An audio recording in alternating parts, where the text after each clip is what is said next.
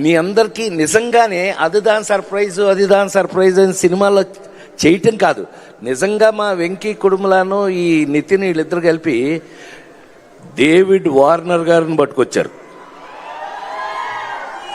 ఈ David Warner నిన్ను అది కాదు క్రికెట్ ఆడవాయానంటే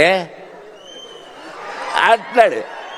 దొగ్గమ్మడాడు మామూలుడు కాదండి వీడు. ఏ Warner, be warning. I love David Warner.